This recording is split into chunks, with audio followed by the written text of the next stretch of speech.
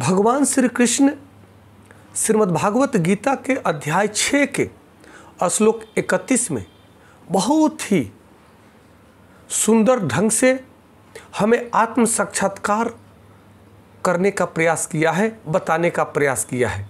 उन्होंने बताने का प्रयास किया है कि और आत्मा परमात्मा में अंतर नहीं है, कृष्ण और विष्णु में अंतर नहीं है, उसी प्रकार कृष्ण और हम में अंतर नहीं है, क्योंकि हम सब एक दूसरे का अंश हैं। इस बात को कहते हुए कहते हैं कि सर्वभूत स्थितम यो माम भजत्येक्त्वम आस्थितः सर्वथा सर्वमानो अपि स योगी मयि वर्तते।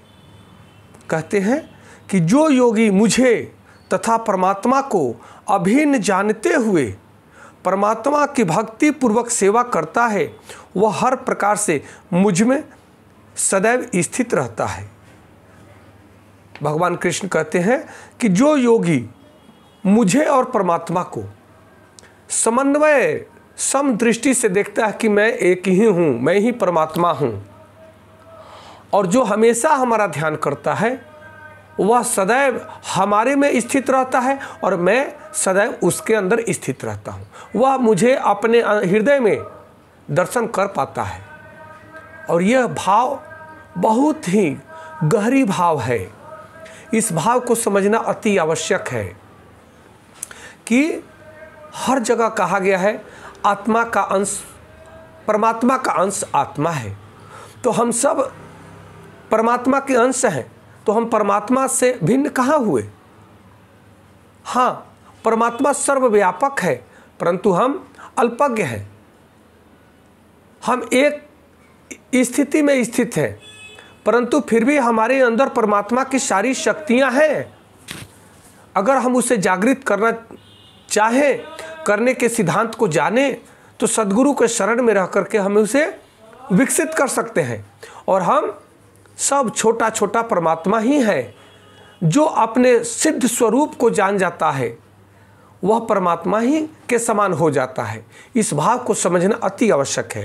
कहते हैं कि जो योगी परमात्मा का ध्यान करता है वह अपने अंतःकरण में चतुर्भुज विष्णु का दर्शन, कृष्ण को संपूर्ण रूप में शंख चक्र गदा तथा कल्म पुष्प धारण किए हुए स्वरूप में करता है। योगी को यह जानना चाहिए कि विष्णु कृष्ण से भिन्न नहीं है। तो विष्णु कृष्ण से भिन्न नहीं है, तो भगवान कृष्ण यही बताना चाहते हैं अर्जुन के माध्यम से हम सबको कि हम सब भी कृष्ण से भिन्न नहीं है। इस बात को समझना अति आवश्यक है। तो चाहिए कि हम कृष्ण से भिन्न हम नहीं है। परमात्मा रूप में कृष्ण जन जन के हृदय में स्थित है। हर प्राणी के हृदय में भगवान कृष्ण परमात्मा के रूप में स्थित है।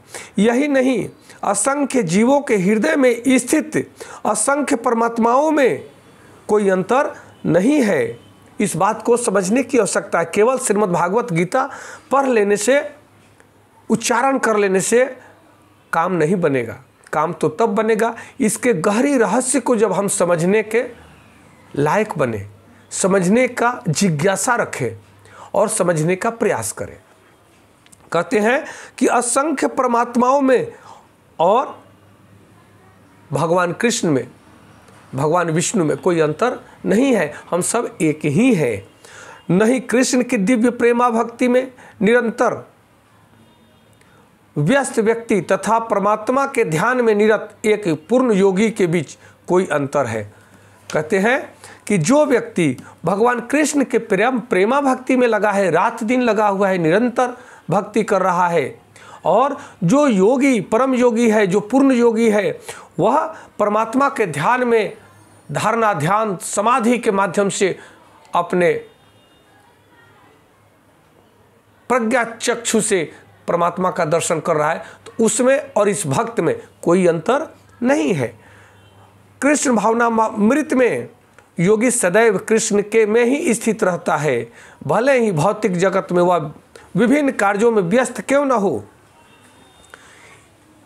कहा जाता है कि योगी जो होता है वह सांसारिक विषय वस्तुओं के कार्य को करते हुए भी वह परमात्मा में सदैव ही लीन रहता है, सदैव ही ईश्वर भावना भावित होता है। इसलिए वह जीवन यापन के लिए, संसार की सृष्टि के लिए, संसार को संचालित करने के लिए, सृष्टि को संचालित करने के लिए वह सृष्टि में कार्य करता है, अन्यथा उसे किसी भी कार्य करने की आवश्यकता नहीं है। कहा जाता है भक्ति रसामृत सिंधु में कहा गया है 1:2-187 में ये कहा गया है कि निखिला अस्वप्यवस्थासु जीवन मुक्त स उच्यते। कृष्ण भावनामृत में रत रहने वाला भगवत भक्त स्वतः मुक्त हो जाता है। इसी बात को नारद पंचरात्र में कहा गया है कि दिकालाद्य नवच्छिन्ने कृष्णे चेतो विधाय च तन्मयो भवति क्षिप्रम जीवो ब्रह्मणि जे योजयेत।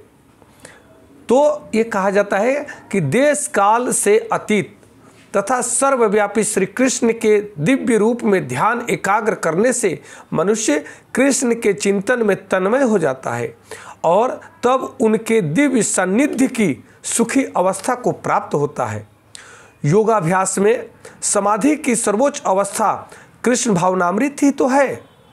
केवल इस ज्ञान से कि कृष्ण प्रत्येक जन के हृदय में परमात्मा रूप में उपस्थित है, योगी निर्दोष हो जाता है। वेदों से कहते हैं गोपाल तापनी उपनिषद 1:21 में भगवान की इस अचिंत्य शक्ति की पुष्टि इस प्रकार की जाती है कि एको अपि समबहुधा यो अभावति।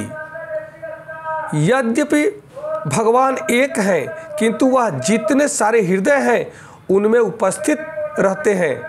इसी प्रकार स्मृति शास्त्र का कथन है कि एक एव पुरो विष्णु सर्वव्यापी न संशय ऐश्वर्यात् रूपमेकम च सूर्यवतः बहुधेयते। अर्थात विष्णु एक हैं फिर भी वे सर्वव्यापी हैं, एक रूप होते हुए भी वे अपनी अचिंत्य शक्ति से सर्वत्र उपस्थित रहते हैं। जिस प्रकार सूर्य एक ही समय अनेक स्थानों में दिखता है, उसी प्रकार भगवान कृष्ण एक होते हुए भी सर्वव्यापक हैं, संपूर्ण सृष्टि में व्याप्त है।